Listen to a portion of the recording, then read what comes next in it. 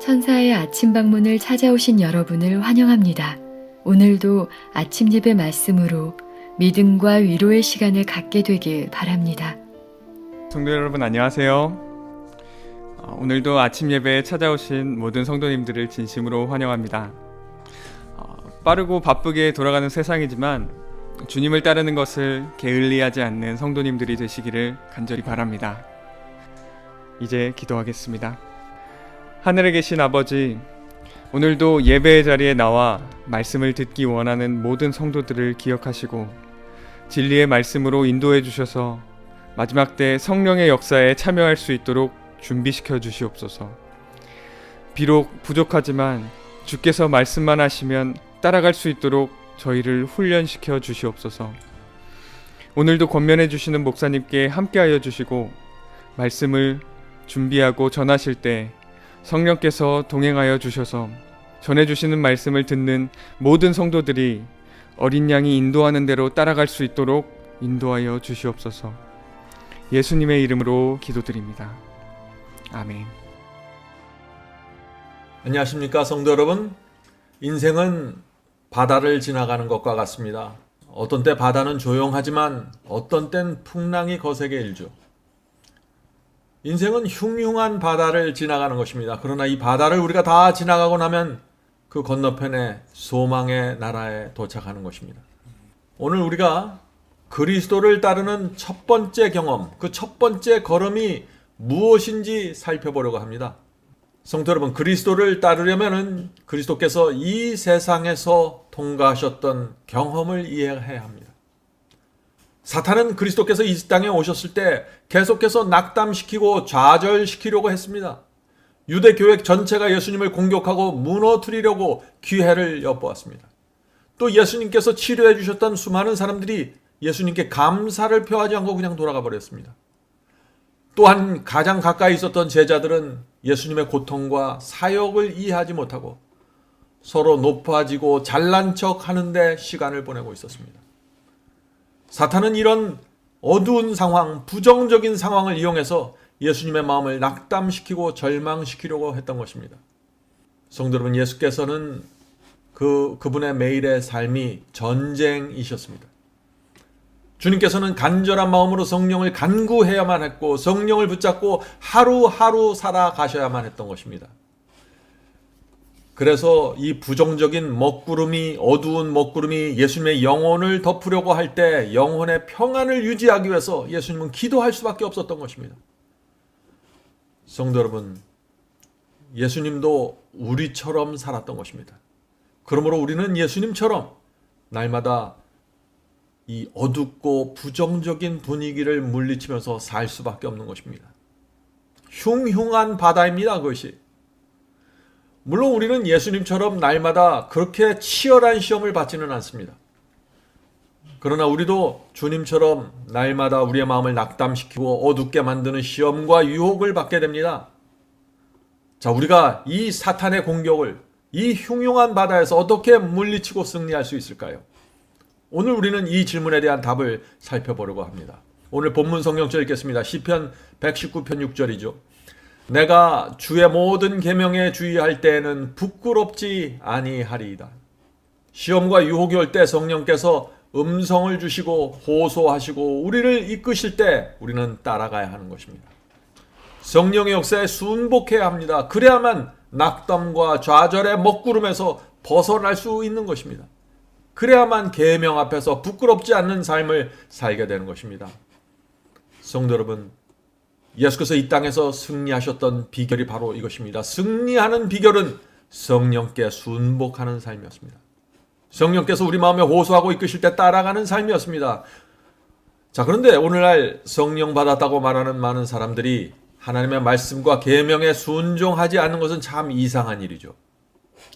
성도 여러분, 이것을 기억하셔야 됩니다. 성령은 순종하는 자들에게만 주어지는 것입니다. 사도행전 5장 32절에 그 말씀이 있죠. 사도행전 5장 31절. 우리는 이 일의 증인이요 하나님이 자기에게 순종하는 사람들에게 주신 성령도 그러하니라 하더라. 성도 여러분, 성령을 받아야 순종할 수 있고 순종해야만 성령께서 계속해서 우리를 인도할 수 있는 것입니다. 성령의 이끄심을 따라가야만 어두운 감정에서 벗어날 수 있는 것입니다. 성령께서 우리의 마음을 역사하고 지배해야만 영적인 풍요로움이 우리 속에 유지될 수 있는 것입니다. 성도 여러분, 그래서 우리의 삶은 성령께 매달려야 되는 것입니다. 예수께서 이 땅에 계실 때 수많은 공격 속에서도 그분의 성품과 그분의 분위기를 유지할 수 있었던 것은 늘 성령께 매달렸기 때문이죠. 우리도 그렇다 하는 것입니다. 그럼 우리가 이해할 것은 성령 받은 사람도, 성령이 충만한 사람도 실수할 수 있습니다. 보지 못하고 알지 못해서 넘어질 수 있습니다. 그러나 성령께서 우리에게 임하실 때 분명하게 나타나는 것은 하나님의 계명과 말씀과 그분의 뜻을 무엇인지 알면서 의도적으로 범하려고 계획하지 않는 것입니다. 알면서 죄를 붙잡고 있지 않는 것이죠. 이것이 성령 받은 사람에게 나타나는 가장 큰 특징이고 예수님을 따라가는 첫 번째 발걸음입니다. 예수님을 따라가는 첫 번째 발걸음은 알면서 의도적으로 내가 죄를 붙잡고 있지 않는 것입니다. 자, 오늘 본문을 읽겠습니다. 만일 우리의 마음을 더럽히는 사물들을 계속해서 바라본다면 우리는 이 세상에서 마귀가 원하는 대로 소망 없이 무너지게 된다. 왜냐하면 그것들을 생각하고 이야기하면서 우리는 낙담할 것이기 때문이다. 이것은 중요한 말씀이죠. 성도 여러분, 우리 마음에 부정적인 먹구름이 몰려오는 그런 일들을 계속해서 생각하지 말아야 합니다. 우리의 마음을 어둡게 만들고 아프게 하는 일들을 계속해서 생각하고 그 안에 머물지 말아야 하는 것입니다. 오늘 많은 분들이 내 속에 있는 어두운 감정, 부정적인 감정, 그런 생각들을 계속해서 고집하고 붙잡고 놓지를 않는 것입니다. 그렇게 하면서 낙담하고 하나님의 말씀에서 떠나는 일이 이어지는 것입니다. 나쁜 것을 계속해서 보거나 생각하는 사람들은 결국 영적으로 무너지게 됩니다. 성도 여러분, 부정적인 생각, 어두운 느낌이 올 때 어떻게 해야 될까요? 성령께서 우리 양심 속에서 말씀해 주십니다. 조심하라고. 지금 부정적인 것이 오고 있다고 조심하라고 알려주십니다. 그때 어두운 생각과 느낌에서 우리가 단호하게 떠나기로 결정해야 되는 것입니다. 밝고 풍요로운 마음을 달라고 기도해야 하는 것입니다. 이런 승리의 경험이, 이런 경험이 그리스도를 따라가는 첫 번째 걸음이 되는 것입니다. 본문 읽겠습니다. 사랑을 나타내는데 실패했다고 남들을 비난할 때 우리는 우리 마음에 있는 사랑의 귀한 나무를 죽이게 될 것이다. 여기 참 놀라운 말씀이 있죠. 성도 여러분, 비난하고 비평하면은요, 내 속에 있는 사랑이 죽습니다. 다른 사람이 사랑을 나타내지 못하고 아름다운 모습을 나타내지 못할 때 우리가 그 모습을 보면서 비난하고 비평하고 왜 저 사람은 저렇게 하냐라고 자꾸 말하면은 우리 속에 있는 사랑의 나무가 시들어갑니다. 다른 사람에게 사랑이 나오지 않을 때, 다른 사람의 문제들이 있을 때 우리는 우리 속에 있는 사랑의 나무를 잘 지키고 보존해야 되는 것입니다. 그래서 사랑이 계속해서 우리에게 흘러나가게 간구하고 성령을 매달려야 되는 것입니다. 계속 읽겠습니다. 우리는 그리스도께서 당신의 생애를 통해서 나타내신 사랑의 따스함을 개인적으로 인식하고 있는가? 그렇다면 이 사랑을 세상에 나타내는 것이 우리의 의무이다. 다른 사람들이 저지른 큰 실수들을 곰곰이 생각하고 바라보며 말하기를 두려워하자. 성도 여러분, 사탄은 우리가 다른 사람의 부족함과 사랑의 결핍을 계속해서 생각하게 되기를 원합니다. 왜 그럴까요? 사탄은 우리 속에 있는 사랑의 나무가 죽어버리기를 원하기 때문이죠. 사탄이 가장 원하는 것은 우리에게 사랑이 흘러나오지 않는 것입니다. 사랑이 흘러나오지 않으면 우리가 알고 있는 진리와 복음이 무기력하게 되는 것입니다. 아무리 많은 빛을 갖고 있더라고 할지라도 우리에게 사랑이 흘러나오지 않으면 그것은 아주 힘이 없게 되는 것입니다. 성도 여러분, 다른 사람의 문제와 부족함을 우리가 보게 되었을 때 이렇게 사탄을 향해서 선언하셔야 됩니다. 나는 저 사람을 사랑하겠다. 나는 저 사람의 부족함을 덮어주겠다. 라고 결정해야 되는 것입니다. 이것이 사탄이 가장 듣기 싫어하는 말이고 가장 원하지 않는 우리의 결정입니다. 성도 여러분, 이것이 주님을 따라가는 첫 번째 걸음입니다. 본문 읽겠습니다. 그대는 마음의 비현실적인 세계를 창조할 수도 있고 이상적인 교회를 그려볼 수도 있는데 거기서는 사탄의 유혹이 더 이상 악을 행하도록 조장하지 못한다. 그러나 완전은 오직 그대의 상상 속에서나 존재한다. 이 말씀이 무슨 뜻인가요? 많은 분들이 완전한 교회를 찾습니다. 흠도 없고 점도 없는 사람들만 모여있는 그런 완전한 교회를 찾죠. 그러나 이 세상에는 그런 교회는 없습니다. 교회 안에는 항상 알곡도 있지만 가라지들도 있는 것입니다. 우리가 이 현실을 인정해야 하는 것입니다. 그래야만 실망하지 않고 낙담하지 않게 되는 것이죠. 성도 여러분, 이 세상에는 완전한 교회가 없습니다. 완전한 남편도 없고 완전한 아내도 없고 완전한 자녀도 없습니다. 우리는 가족과 교회 공동체 안에서 서로의 부족함을 채워주고 덮어주는 신앙을 배워야 하는 것입니다. 그 사람의 문제를 보지 못한 척 덮어주는 사랑을 훈련해야 하는 것입니다. 이것이 주님을 따라가는 첫 번째 걸음입니다. 계속 읽겠습니다. 세상은 타락한 세상이요. 교회는 가라지와 알곡이 자라는 들판으로 대표된 장소이다. 그들은 추수 때까지 함께 자란다. 자, 알곡과 가라지가 추수 때까지 교회 안에서 함께 자란다는 것이죠. 사탄의 주장에 따라 알곡이 뽑혀지면 안 되므로 인간의 지혜대로 가라지를 뽑는 것은 우리가 할 일이 아니다. 자, 예수께서는 교회 안에 알곡과 가라지가 함께 있을 것이고 이 알곡과 가라지는 교회 안에서 세상 끝까지 함께 자랄 것이라고 했습니다. 성도 여러분, 왜 예수께서 교회 안에 알곡과 가라지가 함께 있는 것을 인정해야 된다고 얘기하셨을까요? 우리가 함부로 가라지를 뽑으려고 할 때 우리는 실수합니다. 우리는 하나님이 아니기 때문에 그 사람의 중심을 이해하지 못하는 것입니다. 우리가 가라지를 뽑으려고 도전할 때 잘못하면 알곡을 뽑을 수 있다 하는 것입니다. 그래서 이 역사는 하나님께 맡겨야 되는 것입니다. 그래서 세상 끝에 예수께서 재림하실 때 가라지를 심판할 것이라는 말씀이 나오는 것입니다. 자, 그 말씀이 마태복음 13장 29절 30절에 나오죠. 마태복음 13장 29절 30절. 주인이 이르되 그만두라. 가라지를 뽑다가 곡식까지 알곡까지 뽑을까 염려하노라. 둘 다 추수 때까지 함께 자라게 두라. 자, 예수께서 재림하셔서 알곡과 가라지를 분리해서 그들에게 각각 보상과 형벌을 주실 때까지 내버려 두라는 것입니다. 나에게 맡기라는 것입니다. 추수 때 내가 추수꾼들에게 말하기를 가라지는 먼저 거두어 불사르게 단으로 묶고 곡식은 알곡은 모아 내 곡간에 넣으라 하리라. 성도 여러분, 예수께서 왜 교회 안에 있는 알곡과 가라지를 재림 때까지 그대로 두라고 하셨을까요? 왜냐하면 인간이 섣불리 가라지를 골라서 뽑으려고 할 때 실수하기 때문이죠. 성도 여러분, 하나님께서는 우리 모두에게 인생이라는 은혜의 기간을 주셨습니다. 우리는 이 인생이라는 기간 동안에 알곡으로 자랄 수 있는 기회를 얻고 태어나는 것입니다. 우리는 기회를 얻고 은혜를 갖고 태어나는 존재들입니다. 그런데 우리가 먼저 나서서 저 사람은 이기적이고 저 사람은 자기밖에 모르는 가라지임으로 뽑아버리자고 결정하면 어떻게 될까요? 그것은 주께서 그 영혼에게 주신 은혜의 시간을 무시하는 것입니다. 성령께서 역사하실 기회를 우리가 빼앗아 버리는 것입니다. 성도 여러분, 조심하세요.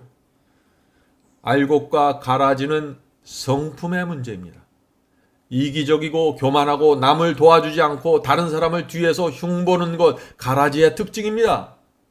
교회는 그럼에도 불구하고 그런 가라지들에게 여전히 은혜의 기간을 주어야 하는 것입니다. 기회를 주어야 하는 것입니다. 왜 그럴까요? 왜냐하면 한 번 가라지라고 해서 영원히 가라지인 것은 아니기 때문이죠. 그 영혼이 성령께 굴복하고 주의 말씀에 순종하면은 자신의 생애를 주님께 드리면은 알곡으로 변화될 수 있는 것입니다. 그래서 우리는 기다려줘야 되는 것입니다. 성도 여러분, 이 알곡과 가라지의 문제는 성품의 문제입니다. 교회는 그런 성품이 부족한 교인들을 인내하고 참아 주어야 하는 것입니다. 우리가 필요하다면 교회에서 존경받는 어떤 어른이 나서서 그 부족한 사람들을 타이르고 알려주어야 하는 일들은 필요하겠죠. 그러나 그들을 제거하려고 하면 안 되는 것입니다. 자, 그러나 알곡과 가라지의 문제가 아닌 것이 있습니다. 그것은 무엇이냐면 교리의 문제입니다. 어떤 사람이 잘못된 복음을 끝까지 고집하고 잘못된 교리를 끝까지 고집하면서 교회 안에서 마치 거짓 선지자처럼 사람들에게 악한 영향을 줄 때 그것은 가라지와 성품의 문제가 아닙니다. 교회는 그런 사람에게 교훈을 주고 진리를 정확하게 제시해야 되며 그 사람이 끝까지 거절할 때는 교회에서 정식으로 그 문제를 다루고 그 사람에 대한 문제를 해결해야 되는 것입니다. 결정해야 되는 것이죠. 자, 본문 읽겠습니다. 누구도 그리스도인이라고 공언하는 자들의 불완전함을 애써 평가하는 일에 짧은 인생의 황금 같은 시간을 낭비할 필요가 없다. 우리 중 한 사람도 이와 같은 일을 할 시간이 없다. 자, 성도 여러분, 다른 사람의 성품의 불완전함을 평가하고 판단하지 말아야 됩니다. 다른 사람의 성품을 평가하고 비난하는 것은 시간 낭비라고 얘기하고 있습니다. 우리가 이것을 인정해야 됩니다. 그 영혼을 변화시킬 수 있는 분은 오직 하나님과 성령이십니다. 성도 여러분, 우리 아내와 남편도 내 맘대로 변화시키지 못합니다. 우리 자식도 내 맘대로 변화시키질 못해요. 그런데 어떻게 우리가 다른 사람을 변화시키려고 자꾸 지적할 수 있겠습니까? 다른 사람을 변화시키려고 하는 모든 내력을 내려놓으십시오. 우리가 할 수 있는 것은 그 영혼을 위한 기도입니다. 그러나 그 사람이 평소에 존경하는 어른이 주변에 있다면 그 어른이 그리스도의 사랑으로 그 사람에게 조언해 줄 수 있는 것입니다. 길을 안내해 줄 수 있는 것입니다. 그것도 사랑입니다. 그럴 때 그 영혼은 마음을 열고 겸손하게 그 어른의 조언을 받아들여야만 하겠죠.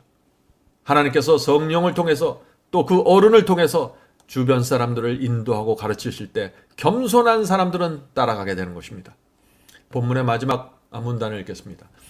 만일 그리스도인이 마땅히 가져야 할 품성이 무엇인지 아는 사람이 다른 사람들에게서 문제와 부족함을 볼 때 잘못된 방식으로 다른 사람의 문제를 다루도록 유혹하는 사탄에게 단호히 저항하겠다고 굳게 결심하고 다음과 같이 말하도록 하자. 자, 이어지는 말은 사탄을 향한 외침입니다. 사탄을 향해서 이렇게 외치라는 것입니다.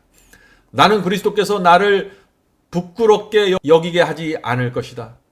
자, 사탄이 유혹할 때 사탄이 우리 입에서 비난과 비판의 말이 나오도록 유혹할 때 이렇게 외치라는 것입니다. 나는 그 안에 불완전함도 없고 이기심도 없고 점도 없고 악한 얼룩도 없는 그리스도의 품성을 바라볼 것이다. 당신 자신을 기쁘게 하지 않고 당신 자신에게 영광을 돌리지 위에 살지 않고 하나님께 영광을 돌리고 타락한 인간을 구원하기 위하여 사신 그리스도의 품성을 열렬하게 연구할 것이다. 무슨 뜻인가요? 지금 사탄이 유혹할 때 우리가 계속해서 그리스도를 바라보고 그리스도를 연구하고 그리스도께 가까이 가라는 것입니다. 그것이 사탄의 유혹을 물리치는 유일한 방법이라는 것입니다. 그렇게 할 때 사탄이 도망치는 것입니다. 나는 이 사람의 불완전한 품성을 모본으로 삼지 않을 것이다. 그렇게 하면 그들이 범한 실수들이 나를 인도하여 그들처럼 되는 일이 없을 것이다. 나는 그리스도처럼 될 수 있게 귀하신 구주께로 돌아설 것이다. 성도 여러분, 이 말씀은 중요합니다. 사탄이 우리 마음을 힘들게 하고 시험과 유혹으로 우리를 괴롭힐 때 그 시험과 유혹 자체를 바라보지 말고 나를 괴롭힌 사람 그 사람 자체를 바라보지 말고 그 사람의 부족함을 바라보지 말고 그리스도께로 돌아서서 그리스도께로 가라는 것입니다. 어두운 느낌과 감정이 밀려올 때 우리는 그리스도께 가야 하는 것입니다. 시험과 유혹이 오는 것을 보면서 가만히 앉아 있으면 안 됩니다. 사탄에게 붙잡힙니다. 그리스도께 가야 합니다. 성도 여러분, 오늘 혹시 사탄이 우리를 시험하고 유혹할 수 있습니다. 그때 우리는 사탄을 향해서 나는 어둠과 상관하지 않겠다라고 선언하면서 그리스도를 바라보십시오. 그분의 은혜와 사랑과 그분의 모본을 보십시오. 그분께서 지금 이 상황에 있었다면 어떻게 하실까를 생각해 보세요. 그것이 그리스도를 따라가는 첫 번째 발걸음입니다. 자, 이제 기도하겠습니다. 하늘에 계신 저희들의 아버지, 오늘 우리가 그리스도를 따라가는 첫 번째 발걸음이 무엇인지 살펴봤습니다. 시험과 유혹이 올 때, 어두운 느낌과 분위기가 우리를 덮칠 때, 먹구름이 몰려올 때 우리가 비난하고 비평하고 어둠 속으로 빨려 들어가지 않게 저희를 지켜주시옵소서. 저희가 돌아서서 그리스도를 향해 갈 수 있도록 성령께서 저희를 인도해 주시옵소서.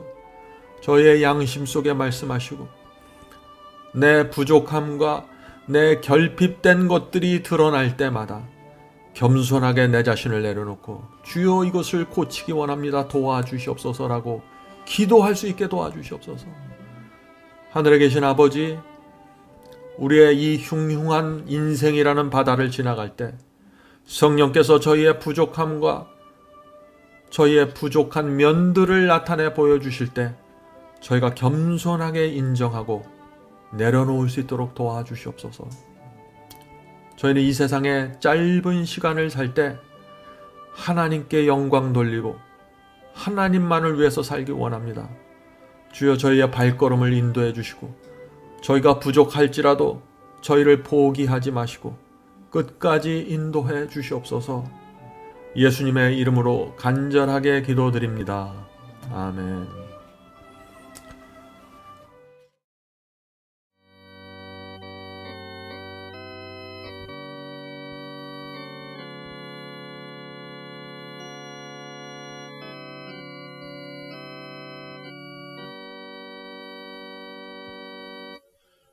나의 죄를 대신하여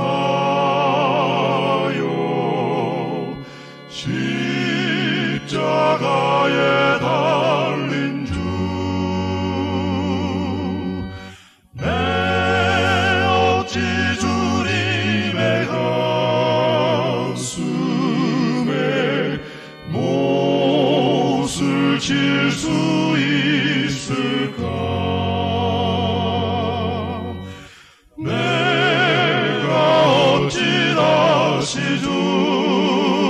주를 못질할 수 있을까? 한 번만 더 부족하여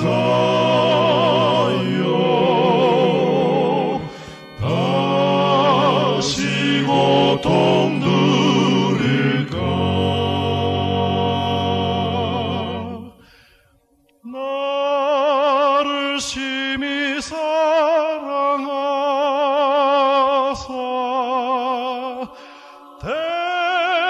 대속하신 주님을 내가 다시 배반하여 주를 실망시킬까? 내가 어찌 다시 주를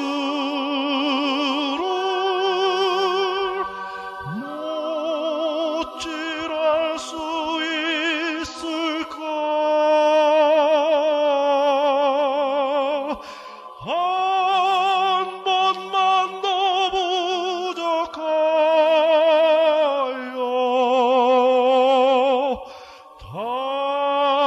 다시 고통 누릴까?